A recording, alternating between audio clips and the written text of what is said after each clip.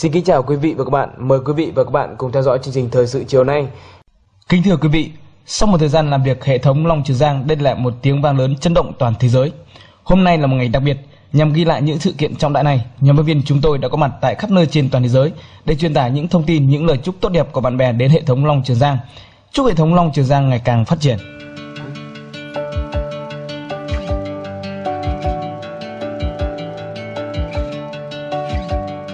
Lời đầu tiên, chúng tôi gửi lời chúc sức khỏe tới ban lãnh đạo hệ thống Long Trường Giang cùng toàn thể cộng tác viên thân yêu người nhà Long Trường Giang. Nhân dịp sinh nhật hệ thống, thay mặt cho 8 tỷ dân trên toàn thế giới, tôi xin gửi lời chúc hệ thống ngày càng phát triển và những cộng tác viên sinh nhật ngày càng thành công.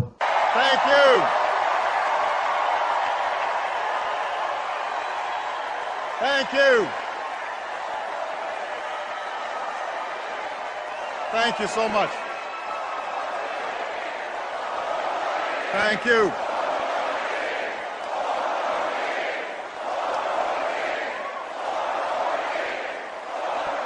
Thank you so much. Thank you. Thank you very much, everybody. Thank you.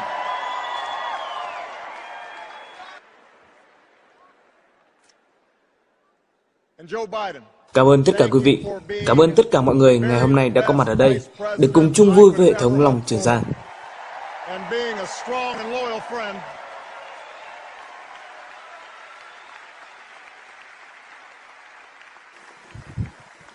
Hôm nay là một ngày đặc biệt với hệ thống Long Trường Giang. Long Trường Giang thật tuyệt vời, Long Trường Giang muôn năm.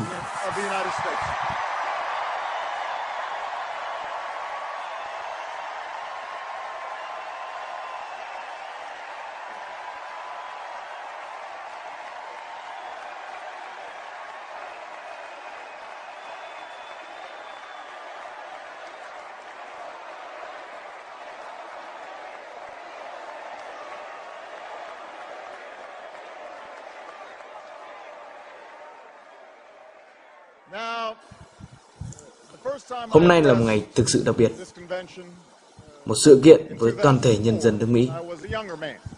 Khi nghỉ hưu, tôi hy vọng sẽ được vào hệ thống Long Trường Giang để làm việc. Thay mặt cho nhân dân nước Mỹ, tôi chúc hệ thống Long Trường Giang ngày càng lớn mạnh.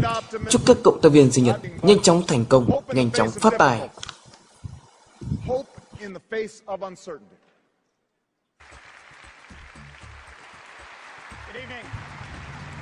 Xin kính chào tất cả quý vị đang có mặt tại New York để cùng hướng về Việt Nam, hướng về hệ thống Long Trường Giang. Và đây là Bill Gates, chúng ta hãy cùng xem một vài lời chia sẻ của anh ấy như thế nào.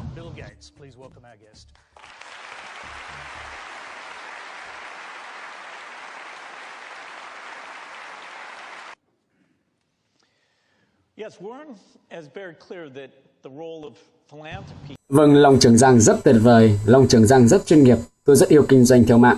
Đặc biệt từ khi biết đến Long Trường Giang, nếu có cơ hội tôi rất muốn hợp tác cùng hệ thống Long Trường Giang và Thiên Lộc GSC. Thật ghen tị quá đi, nếu biết đến Long Trường Giang sớm hơn thì tôi đã không làm tổng thống nữa rồi. Ước gì tôi trở thành thành viên của Long Trường Giang. Các bạn cộng tác viên của Long Trường Giang quả thật rất may mắn.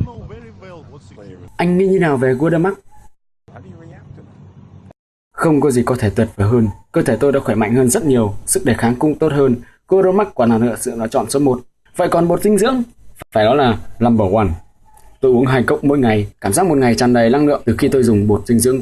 Thiên Lộc thật tuyệt vời, Long Trường Giang thật tuyệt vời. Kính thưa quý vị và các bạn, chúng ta đã vừa được nghe những lời chúc cũng như những lời chia sẻ của những người quan trọng.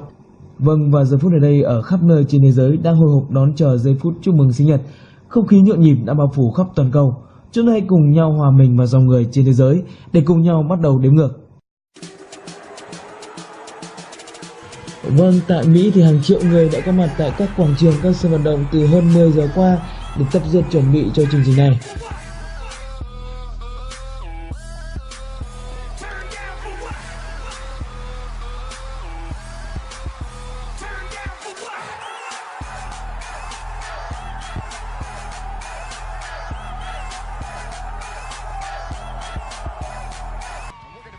Tại London, hàng triệu người cũng có mặt tham dự đại lễ sinh nhật lớn nhất trong lịch sử thành lập thành phố London.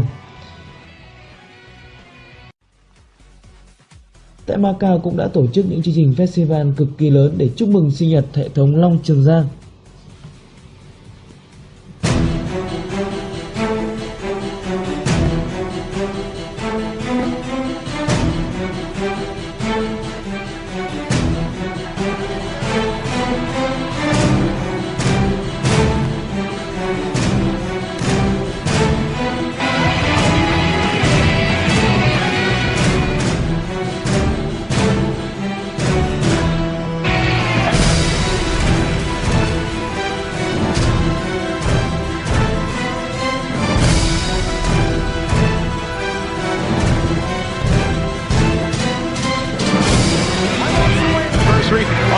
Here's Rockety on the stage. I've got Hot Shell Ray, Justin Bieber, Carlos Santana, and